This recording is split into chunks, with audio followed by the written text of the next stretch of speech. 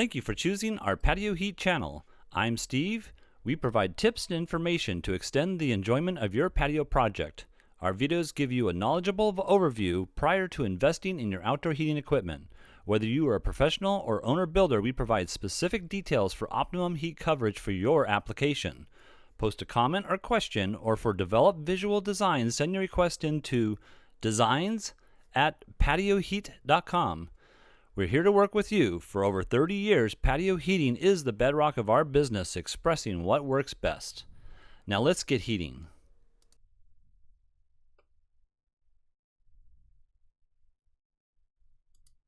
Okay, so let's go ahead and start looking at the dimensions of this project.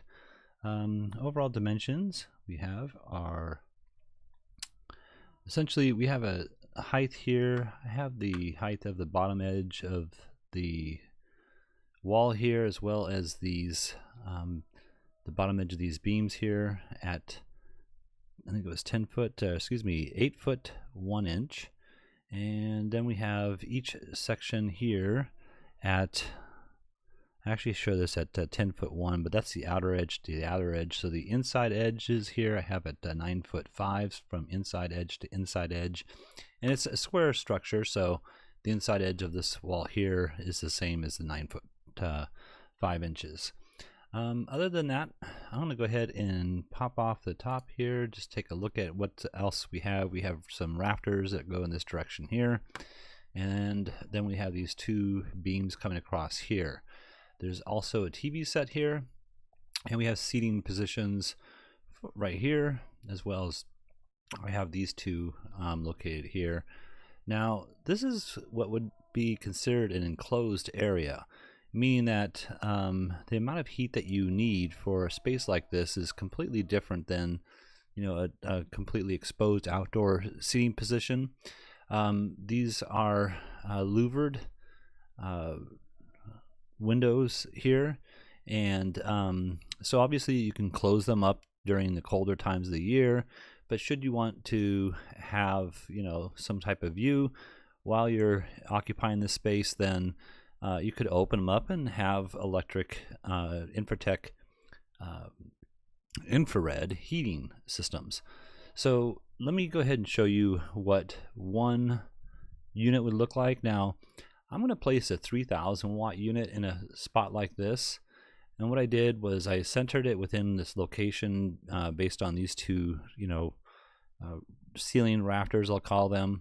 You want to make sure you have clearance above, above the heater itself, which shouldn't be an issue here, at the same elevation. So I have it right here at the same elevation as the bottom of these rafters here, and you'll see that there. And you want to make sure that you have enough clearance above the heater. So from this edge here out is going to be 6 inches, and then it goes 6 inches all the way up from this edge here. So what I would do is put a chain, remove this piece of the bracket here. There's just a hole right here that you can, not install this piece, and put a chain on this side and a chain on this side here, and hang it from the ceiling.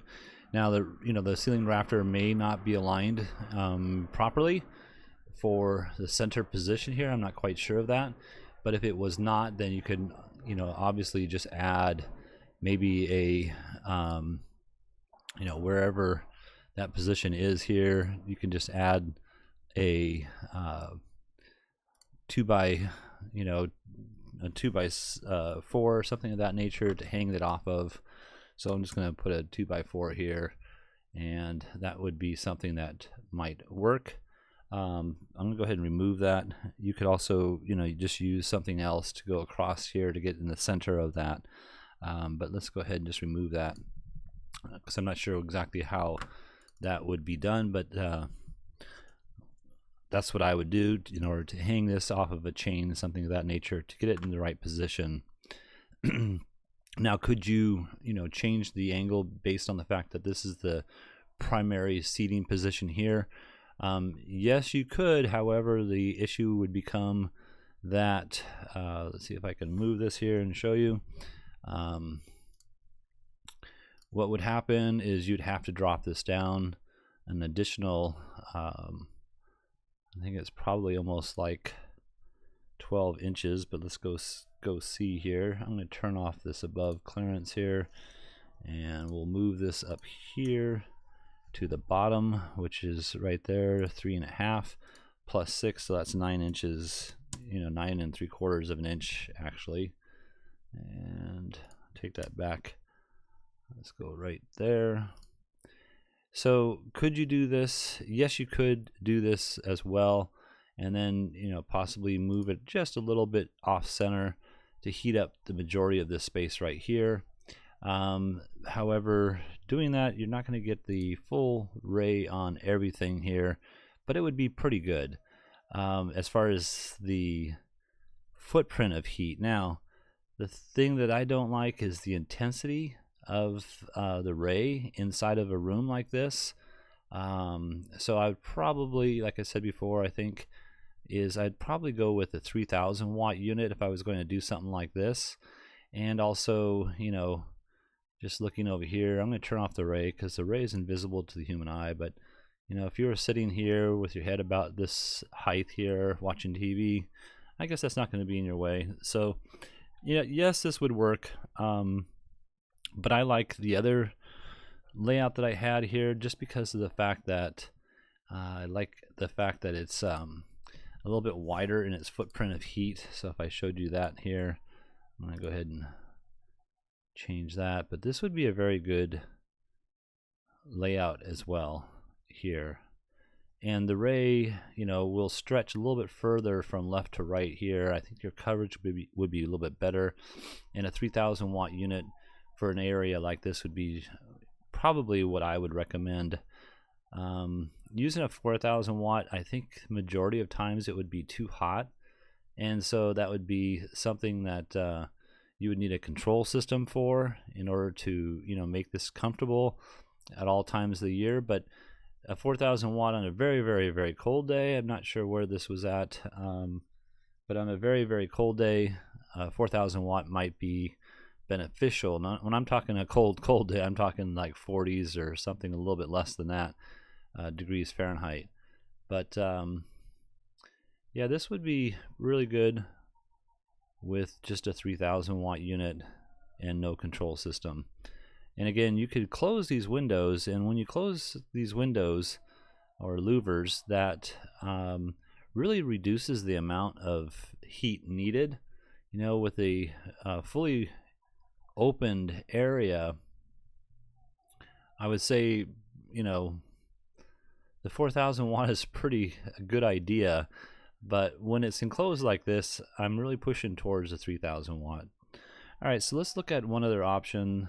I don't think the second option here is something I would push too much, but this would be 2 of the 24 watt units. So these are 2,400 watt units, and I have them over here and over here.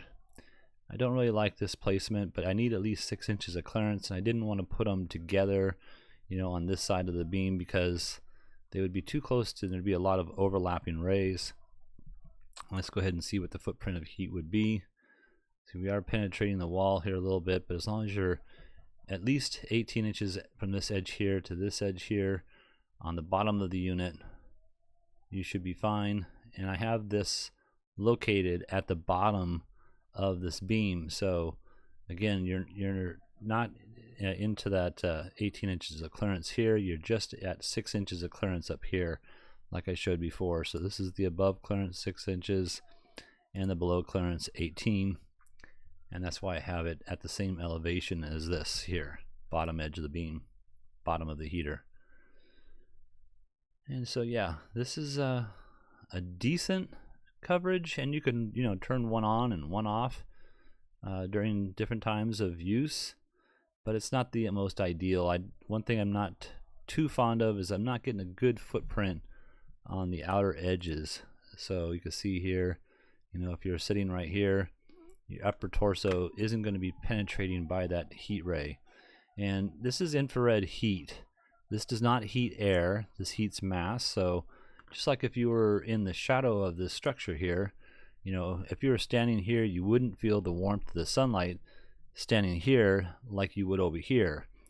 The air temperature from here to here does not change, but the intensity of the light from the sun does make your body and warm objects around it very efficiently.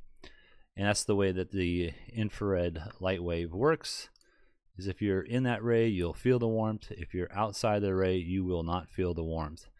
And as this is an enclosed space for the most part, enclosing these louvers does allow the heated space, meaning the floors, tables, chairs, to dissipate heat into this room. And if it's completely enclosed, then that room will become much warmer. But once you open up something, that hot air will flow out.